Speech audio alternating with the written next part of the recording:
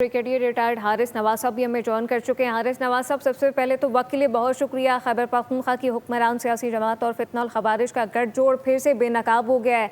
दो खारजी सरखना के दरमियान अहम गुफ्तगू की ऑडियो लीक इस वक्त हम सुन रहे हैं, क्या कहेंगे इस पर? देखें, ये बड़े अफसोस की बात है कि एक केपी के एमपी आसिम मसूद।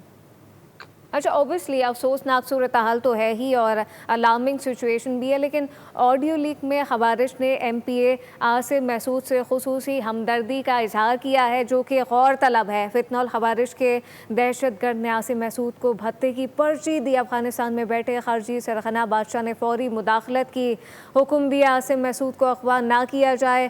खारजी बादशाह के मुताबिक आसिम मसूद हुक्मरान सियासी जमात का बंदा है। खवारिज ने भी तस्दीक की है, इसने आसिम मसूद को कोई नुकसान नहीं पहुंचाया। ऑडियो लीक है इस वक्त आपको। खैबर पख्तूनख्वा की हुक्मरान सियासी जमात और फितनल खवारिज का ये गठजोड़ है जो कि बेनकाब हुआ है। दो खारजी सरखना के दरमियान गुफ्तगू की ऑडियो लीक हुई है। अफगानिस्तान और जनूबी वज़ीरिस्तान में मौजूद खारजी सरखना के दरमियान गुफ्तगू हुई। ऑडियो लीक में खवारिज ने MPA आसिम मसूद से खुसूसी हमदर्दी का इजहार किया है।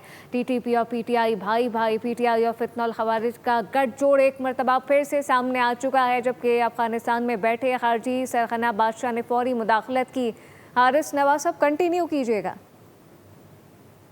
देखें, ये जब इसका साफ गठजोड़ पता चलता है कि आसिम मसूद का और ख्वाजी बादशाह के वो रॉकटी ने इससे मदद करो, इससे माफी मांगो, फायदा निकालने से ये पता चलती थी कि KPK के कई MPS के हुकूमती एहलकारों का ताल्लुक है, खास गठजोड़ है फर्जियों के साथ। और ये बड़ी खतरनाक सिचुएशन है, क्योंकि देखिए यही सोशल मीडिया पे भी चीजें चलेंगी, दुनिया को पता चलेगा कि पाकिस्तान में पूरी कौम सिक्योरिटी फोर्स के साथ नहीं खड़ी है। KPK गवर्नमेंट जहाँ से सबसे ज्यादा शहादतें और हमारे पश्तून बहन भाइयों का नुकसान हो रहा है, अगर वहाँ की हुकूमत सिक्योरिटी फोर्स का साथ नहीं देगी तो आप मुझे बताइए कि ये मसाइल कैसे हल होंगे। इसलिए चाहिए हुकूमत पाकिस्तान फेडरल गवर्नमेंट को कि KPK गवर्नमेंट से वजाहत तलब करे कि आपके लोग इस तरह से जो गठजोड़ कर रहे हैं, इससे नुकसान हो रहा है हमारी फाइट ऑन टेररिज्म के खिलाफ लड़ने में।